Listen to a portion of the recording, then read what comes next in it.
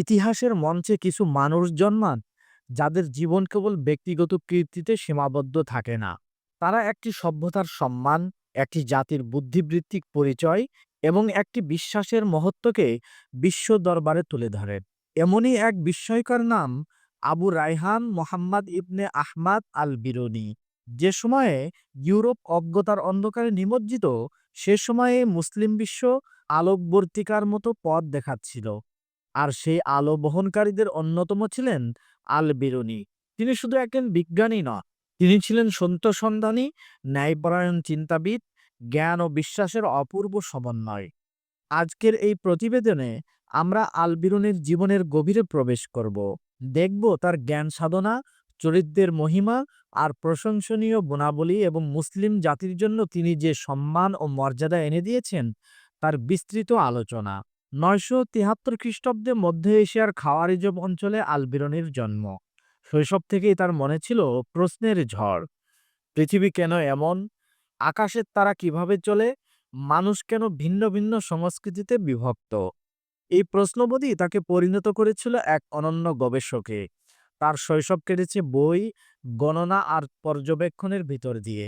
তিনি উপলব্ধি করেছিলেন জ্ঞান কেবল মুখস্থ করার বিষয় নয়, জ্ঞান হলো অনুসন্ধান, যুক্তি ও প্রমাণের সমন্বয়। আলবিরনের জ্ঞান ছিল বিস্ময়করভাবে বহুমুখী। তিনি অন্তত ১০টিরও বেশি শাস্ত্রে পারদর্শী ছিলেন: জ্যোতির্বিদ্যা, গণিত ও ত্রিকোণমিতি, ভূগোল ও ভূমিবিজ্ঞান, ইতিহাস, ধর্মতত্ত্ব, ভাষাবিজ্ঞান। তিনি আরবি, ফার্সি, সংস্কৃত সহ একাধিক ভাষায় দক্ষ ছিলেন, যা তাকে ভিন্ন সভ্যতার জ্ঞান সরাসরি অধ্যয়নের সুযোগ করে দেয়। আল বিরুনি ছিলেন পৃথিবী নিয়ে বৈজ্ঞানিক চিন্তার প্রতিকৃত। তিনি পরীক্ষার মাধ্যমে পৃথিবীর ব্যাস ও পরিধি নির্ণয় করেন, যা আধুনিক গণনার সঙ্গে বিস্ময়করভাবে সামঞ্জস্যপূর্ণ। তিনি সাহসীর সঙ্গে আলোচনা করেন পৃথিবী নিজ অক্ষে ঘোরে কিনা, এমন এক সময়ে যখন এ ধরনের ধারণা অনেকের কাছে অকল্পনীয় ছিল। এগুলো প্রমাণ করে ইসলামী সভ্যতায় বিজ্ঞান ছিল কল্পনার নয়, পর্যবেক্ষণের বিষয়। আলবিরনির কলমে জ্যোতির্বিদ্যা হয়ে উঠেছিল নির্ভুল বিজ্ঞা।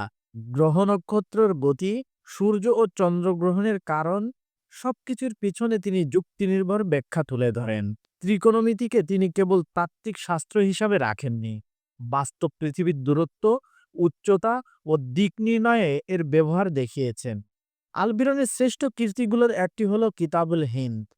এই গ্রন্থে তিনি ভারতীয় ধর্ম, সমাজ ও সংস্কৃতিকে অন্তত নিরপেক্ষ ও সম্মানজনকভাবে তুলে ধরেছেন। তিনি অন্য ধর্মকে আক্রমণ করেননি, বরং বুঝতে চেয়েছেন। এটি প্রমাণ করে একজন মুসলিম মনীষী কতটা উদার ও ন্যায়পরায়ণ হতে পারে। আল বিরুনির সবচেয়ে বড় পরিচয় ছিল তার চরিত্র। তিনি ছিলেন অত্যন্ত বিনয়ী, নিজ জ্ঞান নিয়ে কখনো অহংকার করেননি। ছিলেন সত্যনিষ্ঠ, শাসকের মন রক্ষার জন্য সত্য বিকৃত করেননি। ছিলেন পরিশ্রমী ও ধৈর্যশীল, দীর্ঘ গবেষণায় কখনো ক্লান্ত হননি। এই গুণগুলোই তাকে শুধু বড় বিজ্ঞানী নয়, বড় মানুষ করে তুলেছে। আল বিরুনি বিশ্বকে দেখিয়ে দিয়েছেন মুসলিম মানেই কেবল ইবাদতে সীমাবদ্ধ নয়, মুসলিম মানেই জ্ঞান, গবেষণা ও মানব কল্যাণে অগ্রগামী। তার মাধ্যমে ইসলামী সভ্যতা বিশ্ব দরবারে পরিচিত হয়েছে যুক্তিবাদী, সহনশীল ও জ্ঞানবান সভ্যতা হিসাবে। ইউরোপীয় গবেষকরাও পরবর্তীকালে তার গ্রন্থ থেকে শিক্ষা নিয়েছেন। এটাই মুসলিম জাতির বুদ্ধিবৃত্তিক পরিচয়। আল বিরুনির জীবনে আমরা দেখি ঈমান ও বিজ্ঞান একে অপরের বিরোধী নয়, বরং স্রষ্টার সৃষ্টি বুঝতে বিজ্ঞান ছিল তার কাছে ইবাদতেরই একটি রূপ। তিনি বিশ্বাস করতেন সত্য অনুসন্ধানই আল্লাহর নৈকট্য লাভের পথ। আল বিরুনি ছিলেন এক চলমান বিশ্ববিদ্যালয়, এক জীবন্ত আলো। তার জীবন আমাদের শেখায় মুসলিম জাতির পুনর্জাগরণ সম্ভব জ্ঞান, চরিত্র ও নৈতিকতার মাধ্যমে। আজ আমরা মুসলিম বিশ্ব পরিচয়ের সংকটে, তখন আল বিরুনির মতো মনীষীদের স্মরণ করা শুধু ইতিহাস চর্চা নয়, এটি ভবিষ্যৎ নির্মাণের আহ্বান। আল বিরুনি আমাদের গৌরব, আমাদের প্রেরণা, আমাদের হারানো আত্মবিশ্বাসের প্রতীক।